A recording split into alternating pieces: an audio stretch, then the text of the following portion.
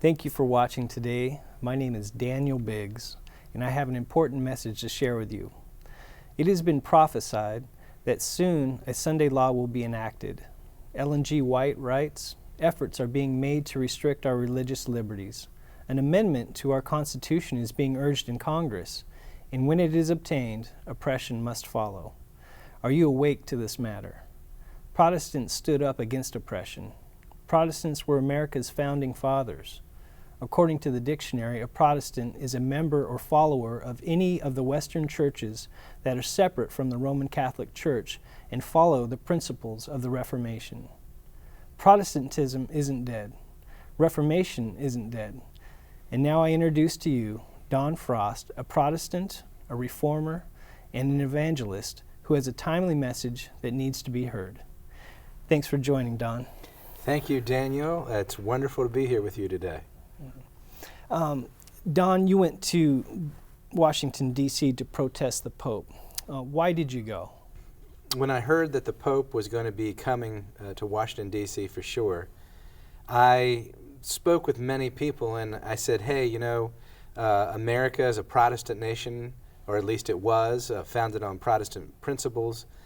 And I was urging people, hey, you know, why aren't we doing something about it? And I was sort of directing these to leaders in the church, these comments, you know, why aren't we doing something about this? Well, why isn't the leadership doing something about this? And an event happened one day, and a thought popped into my mind. Hey, you're a Protestant.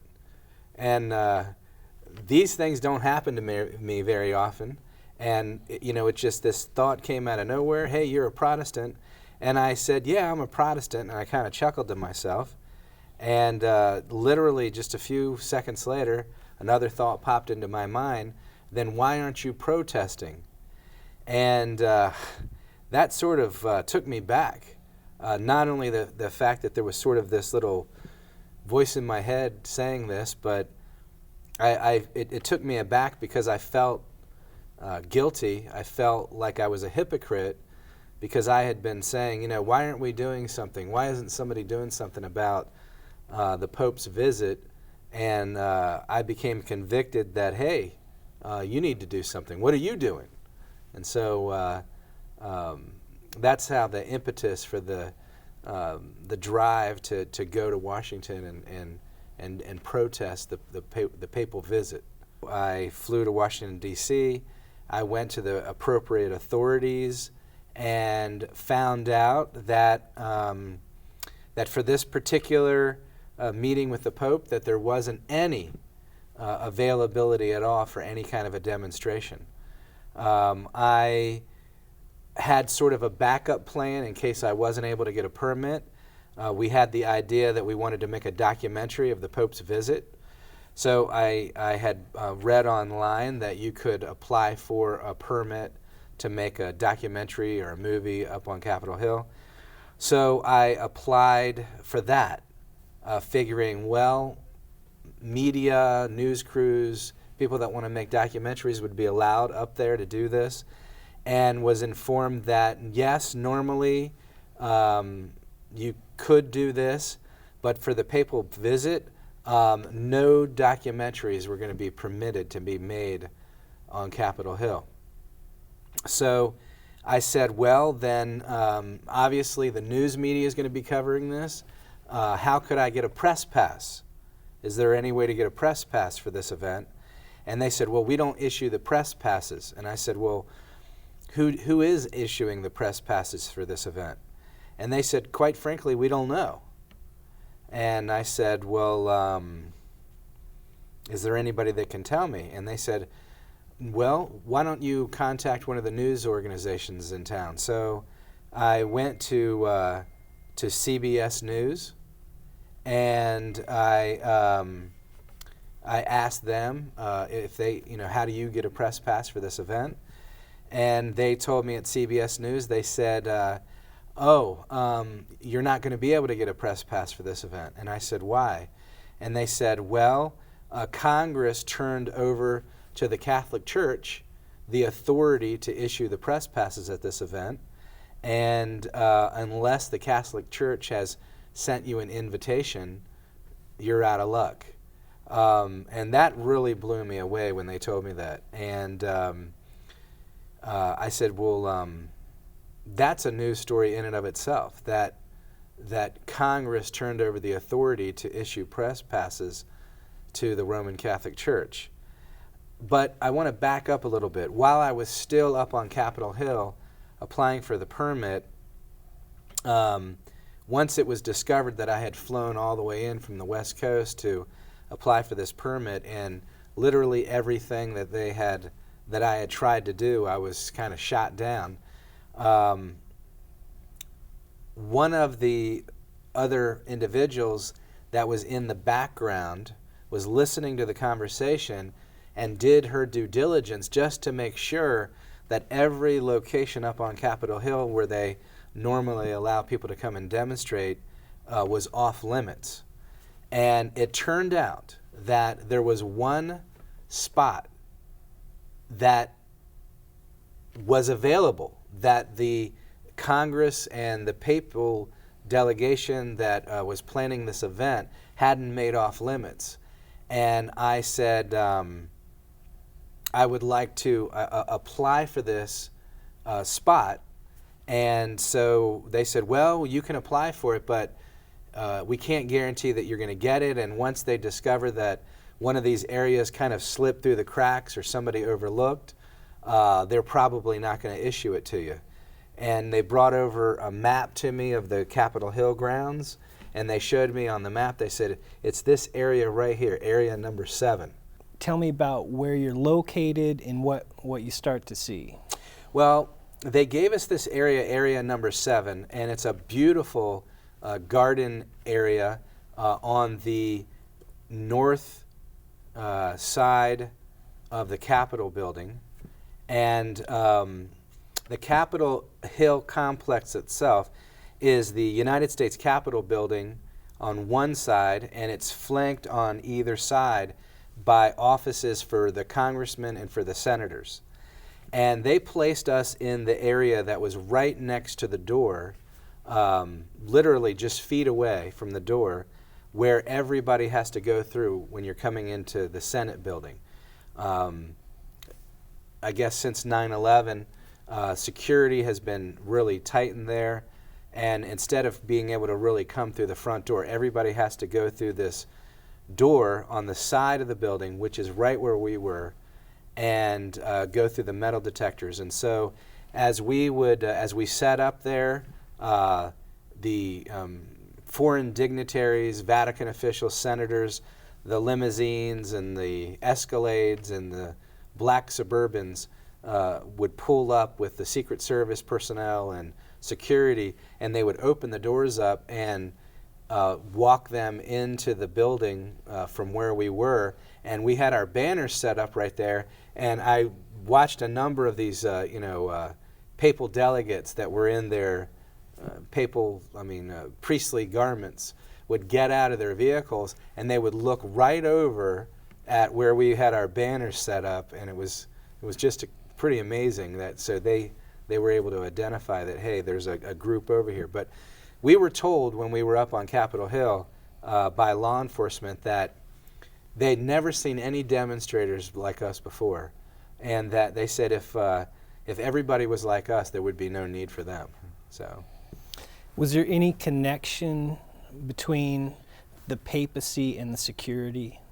Yes, as the time got closer for the Pope to speak, in particularly the day before, delegations or security personnel from the Vatican were abuzz all over Capitol Hill, sort of directing the scenes. I remember being right in front of in this very spot where the Pope, his car was going to pull up, and me and a couple of my brethren were there and we were getting some video shots because they weren't going to let us take video and be right there when the Pope got out of the car. You know, they had the snipers and all these paramilitary law enforcement officers out there.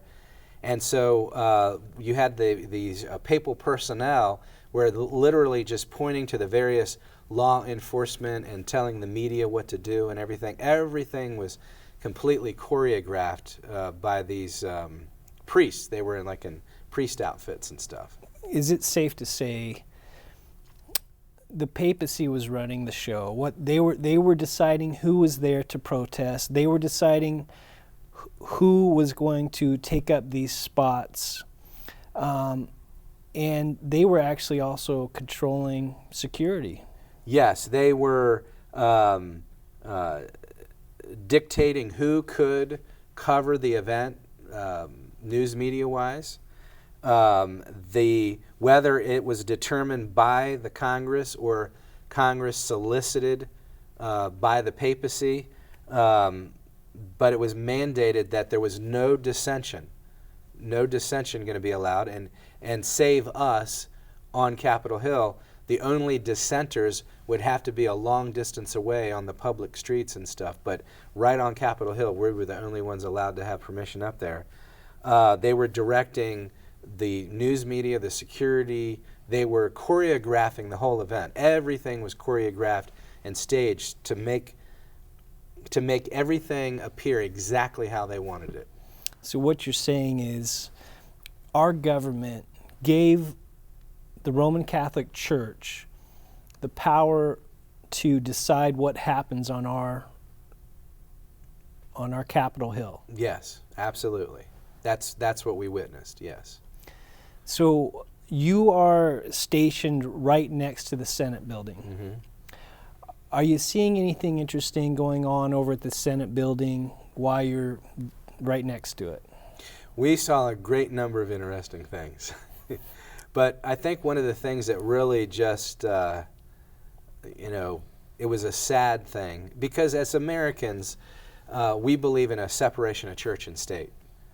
And we saw many meetings take place, and we were told, because we asked, why are all these Catholic priests, one car after another with these Catholic priests, and I say car, most of them are like motorcades and stuff like this, pulling up, and these dignitaries and officials from the Vatican going into the building one after another. It's one thing if the Pope is to come and make a speech, but it's another thing, why do you have these legions of teams of Vatican officials that are going into the Senate building and meeting with Congress and the Senate, and what is it that they're doing for days leading up to this meeting? And so we asked, we said, what's going on? And they're like, well, we're having meetings. And since our proximity, we had this sign, and on the sign we had the pure woman from Revelation chapter 12. We were under this banner, these are those that keep the commandments of Jesus. And so, but this little image that we had on there of the pure woman, it looked like Mary. And one of the things that we figured out was that Catholics and these Catholic priests were being drawn to our demonstration because we really looked like people that were there to support the papal visit. And they would get up to where we were, and they saw we had some tables out, and they would look on the tables and they would see great controversy, and they would be like, oh.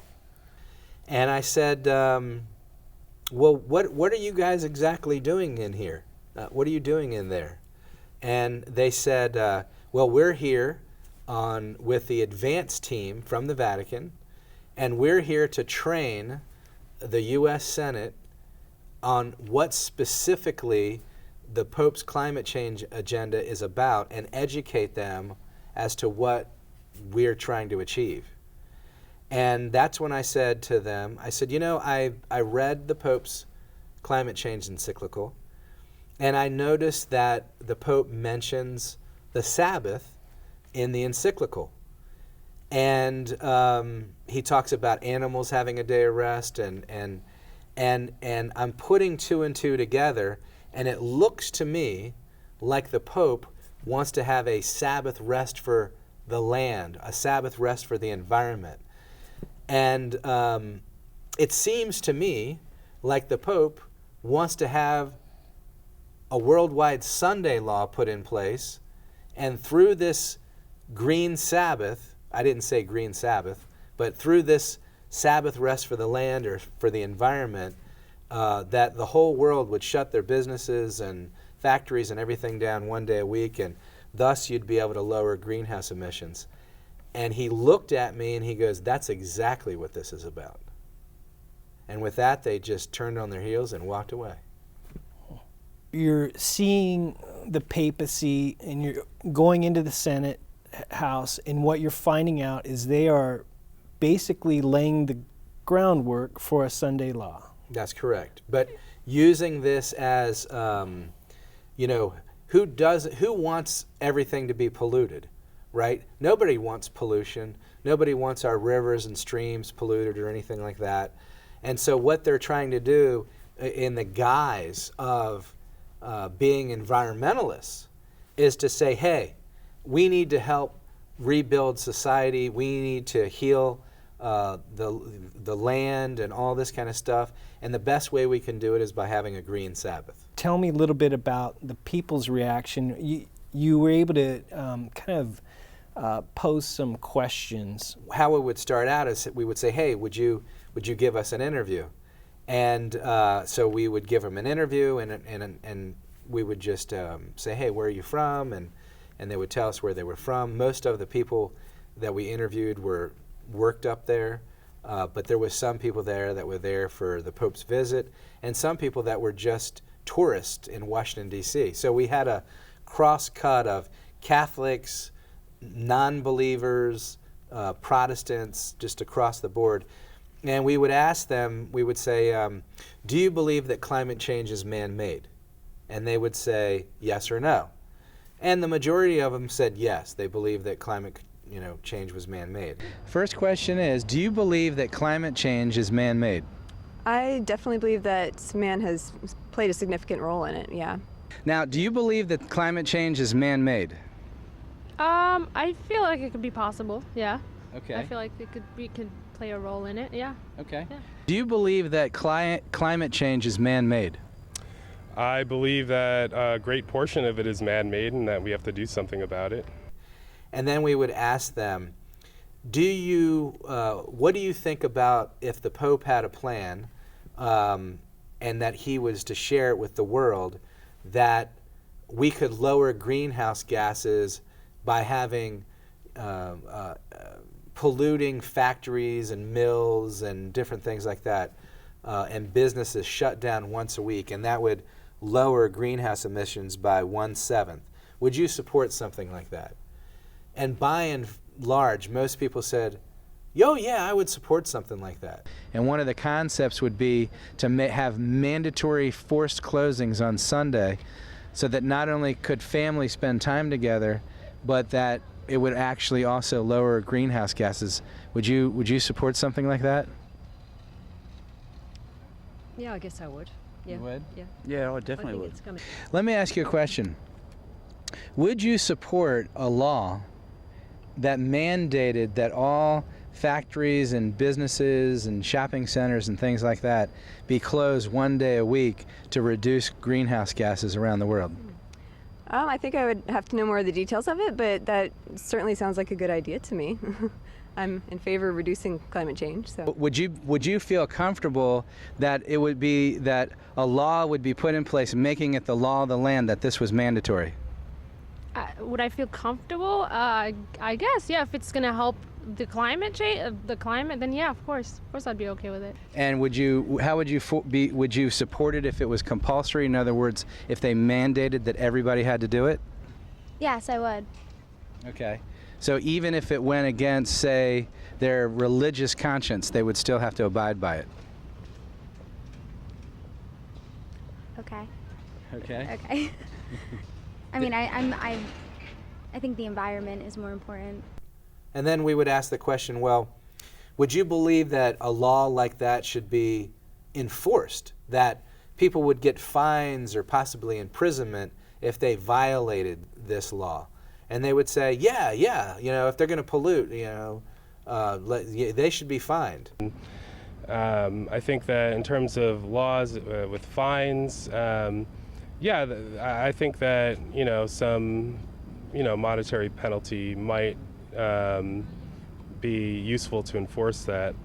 And then I said, well, if this law was to go into effect and everything was to be closed down one day a week, what day in the week do you think that would be on? And they would say, Sunday. Yeah, a lot of stuff is closed on Sunday now, so that would be the most logical day. So if the Pope pushed for a one day of the week, Sunday, to have a mandatory closure, would you be in support of that? On a Sunday? Sure, most businesses are closed anyway on a Sunday, so that would be the natural day that you would target if you were going to go down that path. Yeah. So if a decision was made to have all the pollution factories and all this kind of stuff shut down one day a week, what day of the week would you choose? Definitely Sunday, I think. Sunday. Now, if the thought was put out there that one day a week would be selected to let the land rest or let the environment rest, which is in the Pope's encyclical, what day of the week do you think that would be? I would hope for Sunday. If you were going to pick a day when everything would have to be closed to lower greenhouse emissions, what day would it be? Sunday. A 1 day a week of rest for the environment, what day do you think would be chosen? Well, I think the natural choice would probably be Sunday. And then I would say, okay, so you would support then what would be known as like a Sunday law or a Sunday closing law. And they would be like, yeah, a Sunday law. And then sometimes we would ask the question like, well, so the Pope, if he's recommending this, who would stand to be benefited the most by having a Sunday law? And they would think about it for a second, and they would say, the church. And I would say, oh, yes. So do you see why the Pope would want a law like this to be put in place? And then the dots would start getting connected, and they would kind of wake up and be like, oh, wow, that's interesting. Never thought about that before. So the papacy delivers the encyclical to our Senate. And so now our government is being briefed on a law that is soon to come, possibly. And when the Pope comes, he's not trying to force his encyclical in his speech to the Senate or the American people. All that is being made in backroom deals, just like everything else that's done up there. And the people that you're interviewing, they are very in support of this because they see that this is something that the Pope is championing the environment, and they see this as something wonderful for the environment. The support, now not everybody supported it. In fact, I was quite surprised in our interviews, especially with young Catholic people, that they were against it when they heard about the idea. But by and large, most of those that have a say support it. And here's why. In Congress, you have two parties. We have basically a two-party system, Republicans and Democrats. And the Democrat Party is supported in a large way by labor unions. And the Republican Party, in a large way, is supported by evangelical Christians. And so here's what you have. Labor unions support a Sunday law because they want the union workers to be able to have more time off. So it's advantageous for union employees to have a Sunday law. Evangelical Christians support a Sunday law because they believe that the nation is going down the tubes because people aren't going to church. Catholics support a Sunday law because it's an idea that initiated with the Pope. And finally, environmentalists that want to see greenhouse gases and the environment healed would support a Sunday law because it would lower greenhouse gases. So you see these four groups here, which are the movers and shakers that are lobbying Congress on all these different things, and they all support a Sunday law. And I think if we look into the past, when church and state comes together, oppression does follow. Yes. And obviously it's affecting our Constitution and our religious liberties. Mm-hmm. Tell me now about September 23rd, 2015. The Pope comes to town. Tell me how he came, where he went, where he gave his speech. Tell me what you saw. Well, what happens is that the Pope comes to Washington, flies in at Andrews Air Force Base, meets with the president at the White House. They have a parade for him. He goes to Congress on the day that he goes to speak there before a joint House of Congress, delivers a speech, and then goes out onto the west front of the United States Capitol building, facing the Washington Monument, which is an obelisk, and addresses the American people.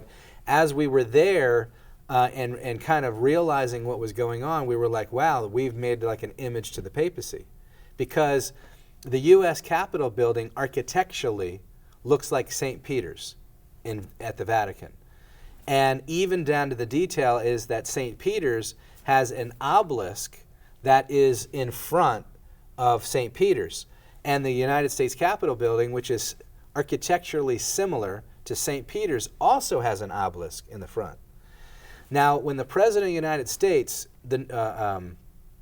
every 4 years we have an election, and on the years when we elect a new president, there is a tradition here in America that the new leader meets with the president at the White House.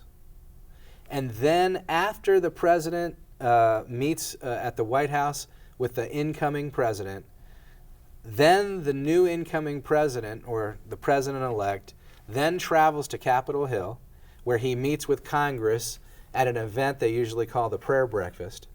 And then after the meeting with Congress takes place, he then walks onto the west front of the Capitol, takes the oath of office by the Supreme Court, Chief Justice of the Supreme Court, and then speaks to the American people as the president for the first time. And as we were there, we were thinking about this whole thing, and we saw later a clip from then Speaker of the House, John Boehner, saying that the Pope had requested that he was going to speak to the American people. As we saw this event that was taking place, it was all choreographed. Obviously, the Pope wasn't the new president, but the station from one place to another was exactly the way it is for the new coming president. First meet with the President of the United States, then meet with Congress, then go out onto the west front of the Capitol building, facing the obelisk, and address the American people for the first time. Only difference is this. When you're at the Vatican and they elect a new pope, the cardinals do their little behind the door, whatever it is, and then at a certain day, the special color smoke comes out of this little pipe. And then the new pope comes out of this balcony, this balcony door, and he addresses the waiting masses in front of the obelisk. This happens every time there's a new pope. After the Pope addressed Congress, we had thought that he was going to come out and address the American people at that platform area where the president takes the oath of office, but that's not what happened. There's a balcony that's on the west side of the Capitol building with a door, and the Pope came out of that door, just like at the Vatican, on the balcony there, and he addressed the people from this balcony above where the president normally speaks to the American people. And I've never seen any foreign leader or even a president that I know of address the American people from such an elevated position. And so it was just like, it was literally just like the choreography as if the Pope was at St. Peter's. Everything was in detail. Like, hey, here's the new leader, so to speak. So the Pope lands where the president lands. He walks where the new president-elect would walk.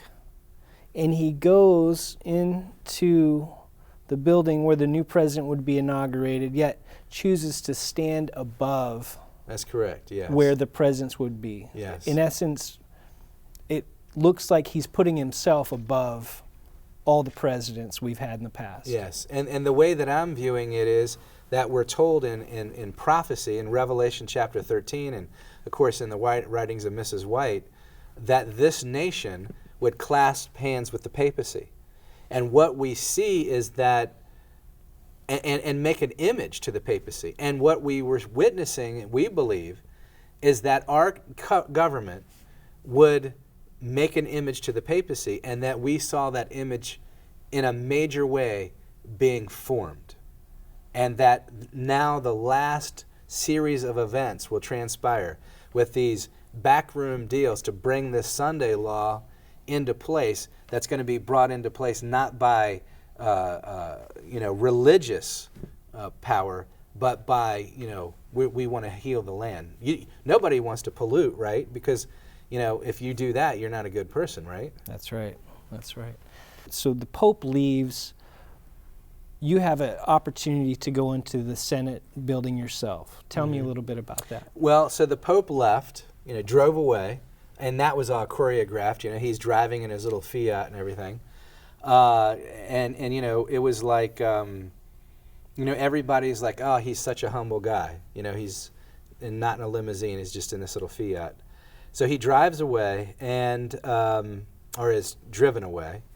And we were just like, okay, what now? We came, we were there for days, we handed out books, we met with politicians and staff, and we met with news media, and we gave Bible studies.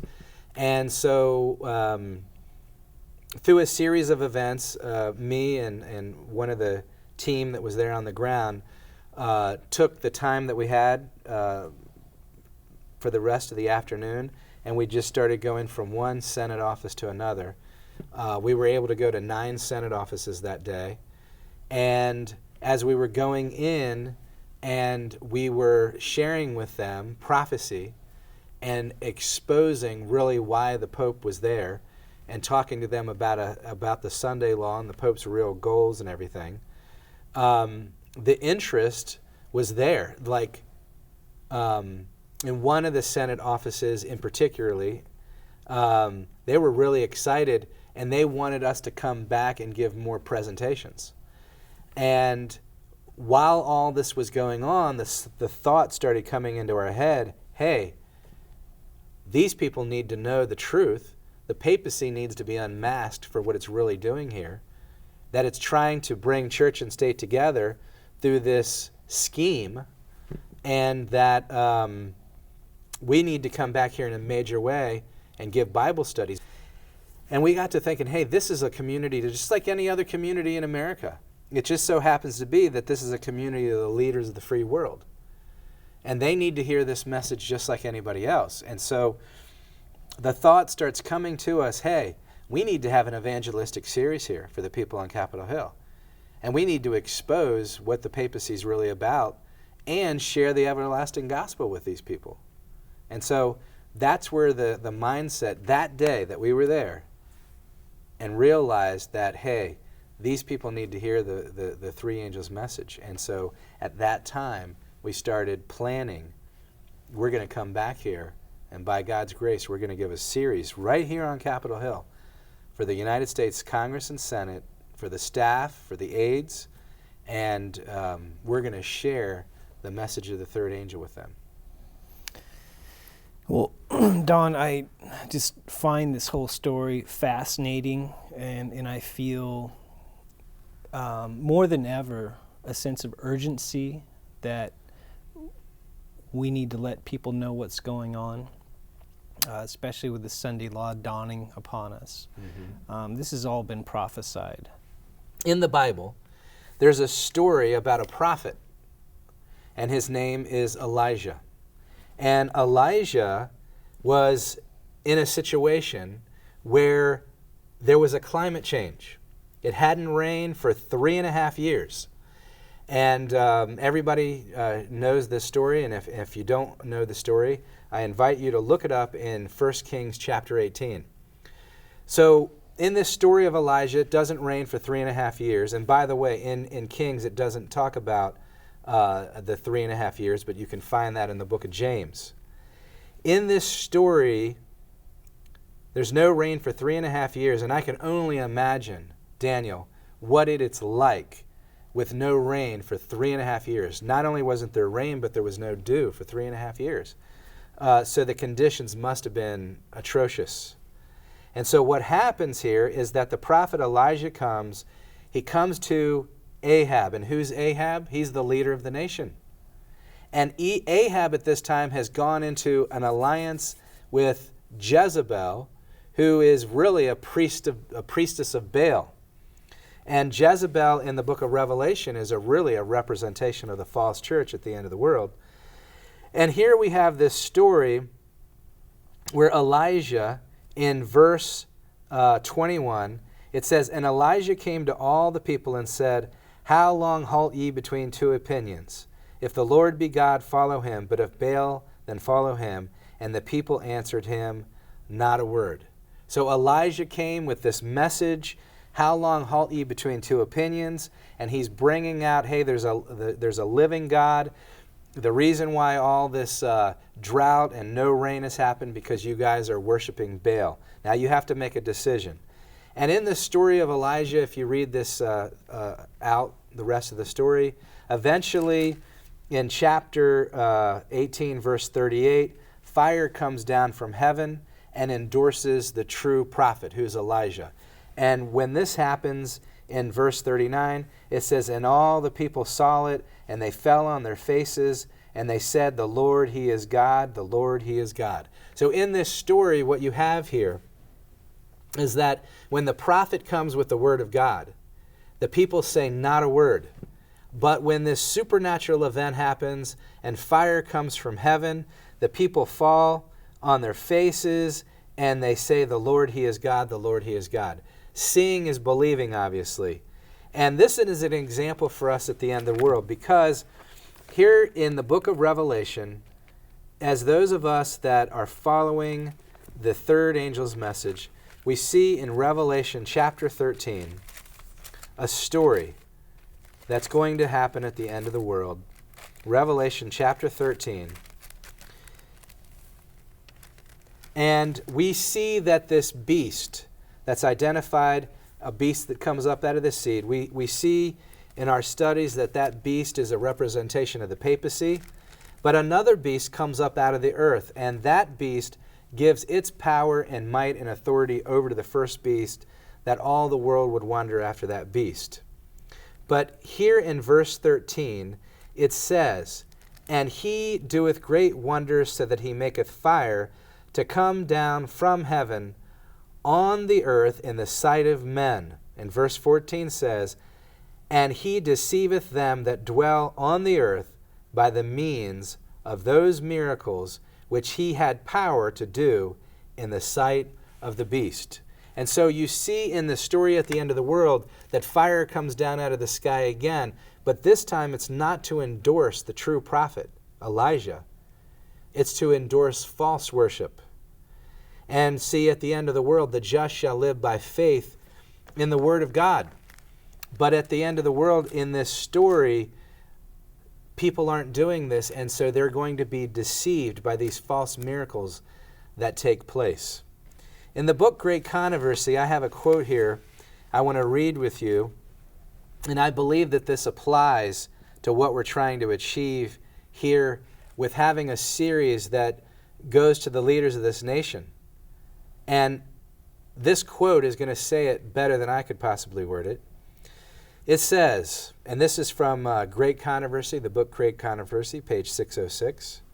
It says, "But the Spirit of God came upon them as it came upon Elijah, moving him to rebuke the sins of a wicked king and an apostate people. They could not refrain from preaching the plain utterances of the Bible. Doctrines which they had been reluctant to present, they were impelled to zealously declare the truth and danger which threatened souls.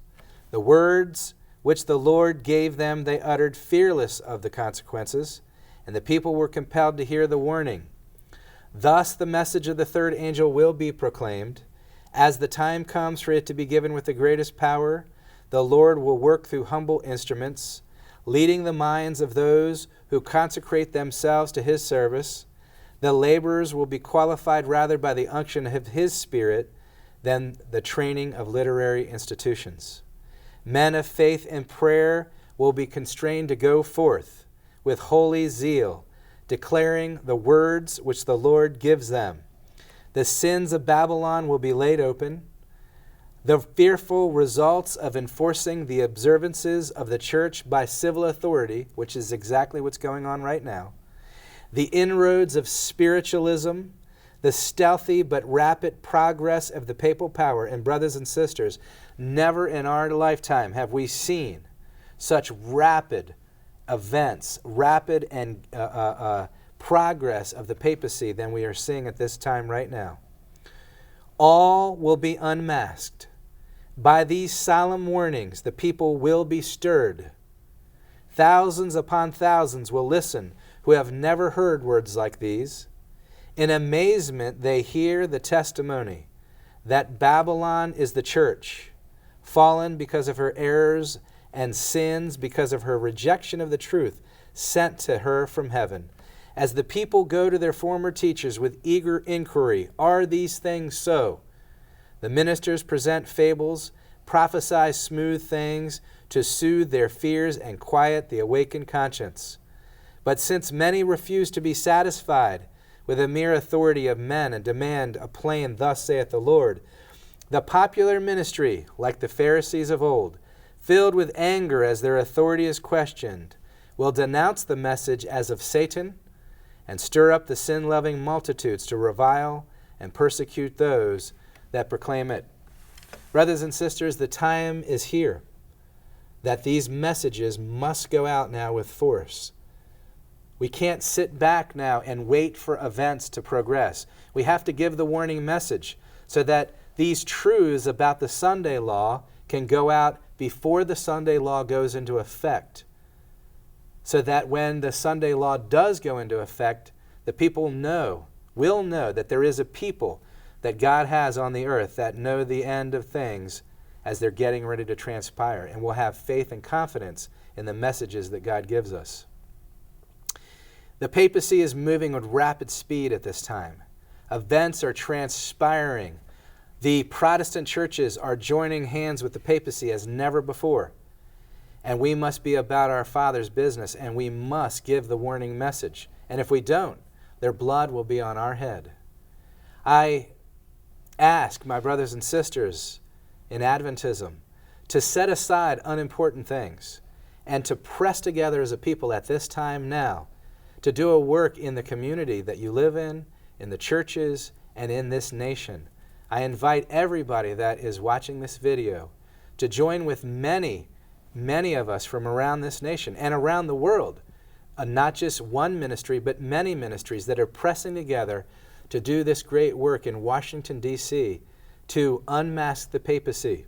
This series will be called Heal Their Land. And this series is going to be about having an alternative plan to the papacy for healing the problem that faces society. But not through having a law that forces conscience to observe a day, but by introducing them the health message. Through a plant-based diet, the same things that are trying to be achieved by the papacy by forcing conscience can be achieved by introducing methods that God has given us, and might I add, in a better way, in a much better way. Cost of health care can be lowered. our streams and rivers can be healed, the land can be healed if we would but follow God's plan. And so we're not going to go up there and just say, hey, don't listen to the Pope's plan. We're going to say, hey, the Pope's plan goes against our Constitution. It goes against our conscience. Here's an alternative plan that makes sense. It works better. And by the way, we're going to share with them the prophecies of the Bible and unmask who the papacy really is and what his true objectives are. If you are interested in helping, you can help financially, you can help with your time, you can help with your prayers. You are welcome to volunteer. We are going to need many team members on a bunch of different levels for these series up on Capitol Hill. Much work is going to have to be done. Many evangelists from people that have a gift in the area of health and in the area of helps, in literature evangelism. Much groundwork is going to be needed to be done. And I invite everybody to participate, especially in prayer. And like I said, there will be a contact information that will appear on the screen. And if you are led by God to take part in this great endeavor to warn the world and the leaders of this nation in Washington, D.C., I invite you with me to pray at this time for this endeavor. Shall we bow our heads? Dear Heavenly Father, thank you so much for this opportunity to share with my brothers and sisters about the events that are soon taking place. And Lord, I pray that you would pour out your Spirit on us, that you would press us together, set aside the unimportant things, and Lord, help us lift up you and your banner to give this last warning message. Father, this is the last warning and the last message that will ever be given to this world. For the Sabbath is the great controverted point and will be the test of all mankind. Lord, forgive us where we have failed you in the past. We thank you for your long suffering with us and your patience with us. And we ask now that you would empower your people now to go forward and finish this work so that you can come home. That you can come here and take us home with you is my prayer in Jesus' name. Amen. Amen. Thank you, Don. Thank you, Daniel. Let's see. And I just want to thank you today sincerely for watching this production, and I sincerely would ask that you would keep us in your prayers, and I hope we can go forward with this. Thank you. Amen.